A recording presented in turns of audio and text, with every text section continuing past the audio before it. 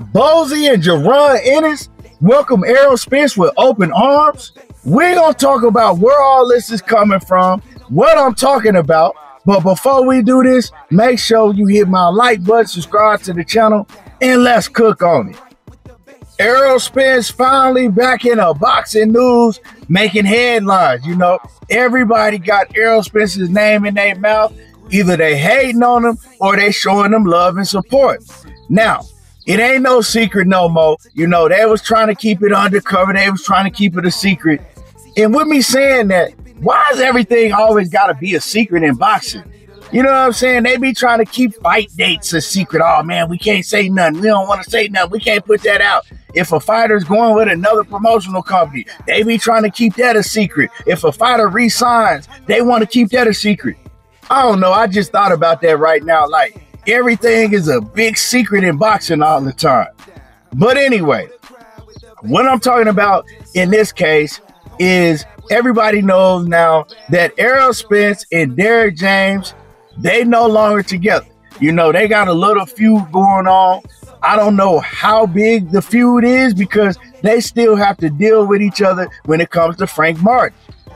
Derrick James is still Frank Martin's trainer, and we all know that Errol Spence is still promoting Frank Martin. So last time we heard from Derrick James, he said that he had talked to Errol Spence about 3 weeks ago. Now it's probably like, you know, over a month ago because that interview was a couple weeks ago. So he said, you know, he hadn't really talked to Errol Spence. He said he talked to him briefly, and it was in regards to Frank Martin. And around the same time that interview came out, we had already been hearing rumors, and we had already found out that Derrick James and Errol Spence, they was no longer working together. And it's kind of sad because EJ been with Derrick James since he was like 15 years old, right after he started boxing. You know, he been with Derrick James his whole career. So a lot of people was looking at the situation like EJ is already coming off a devastating loss where he took a whole lot of punishment.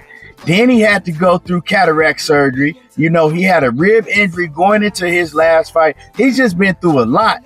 So for him to have to go and find a whole new home, as far as a whole new trainer, you know, you got to train with new people that you're not used to being around. You have to find a whole new gym, right? But the big part is the trainer. Everybody want to know, what trainer is EJ going with? He got to get in the ring soon, right? He can't be out of the ring that much longer.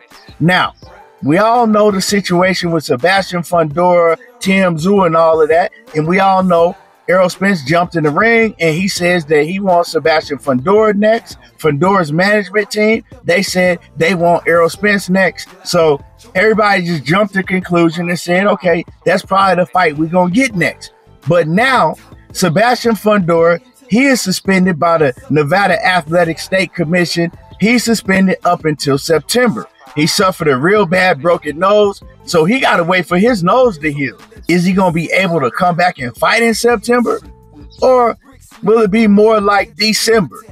You feel me? Because, and the reason I'm saying this, not because of Sebastian Fundora, but the longer that Errol Spence sits out of the ring, it's bad. It's bad for him. He needs to get in the ring as soon as possible. And when I say as soon as possible, as soon as he can find a new trainer and as soon as he can get in tip-top shape again. So maybe he shouldn't wait on Sebastian Fundora. Maybe he should be trying to get a fight in before September or before December, or however long it's going to take for Fundora to get back in the ring. But you can't get back in the ring if you ain't got no trainer. A lot of people like myself still have hopes that him and Derrick James can patch it up. But see, it's a problem. Errol Spence is hella stubborn and Derrick James is hella stubborn. They both have kind of like the same attitudes. You know, Derrick James is just a lot older than Errol Spence. You know what I'm saying? So he even more stuck in his ways than Spence is. You can just tell by talking to him. They pretty much the same. So in a situation like this, I don't see now one of them giving in to the other one just because how stubborn they are. With that being said, Errol Spence is on the lookout for a new home. He even said it himself on X. He said, I need to find a new home first.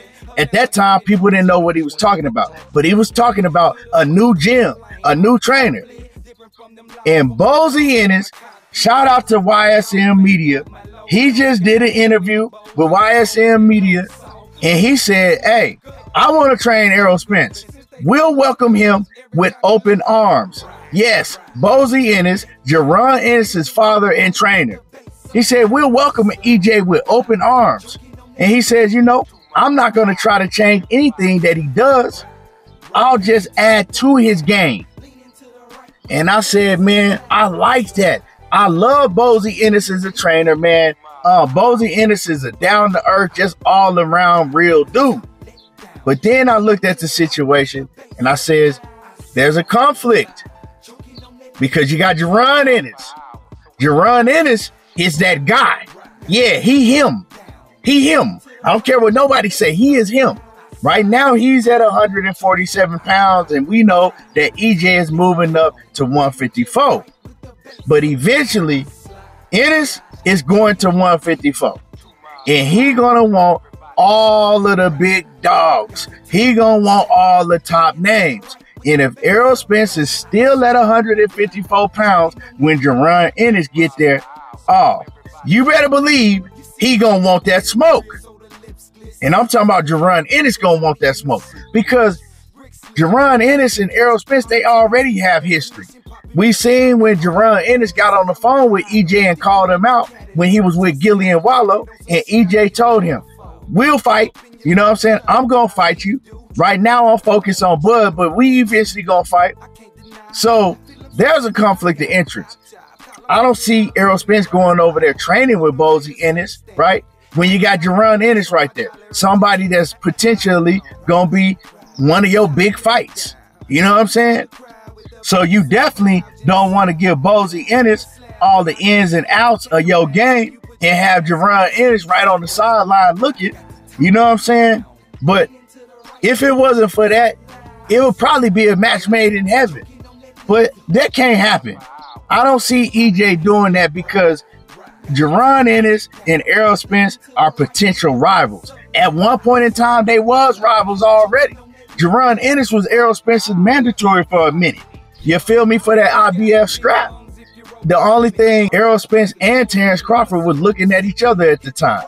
So, you know, man, EJ, I don't know who he gonna go with, but it can't be Bozy Ennis and Jaron Ennis. Although, I think he a hell of a trainer.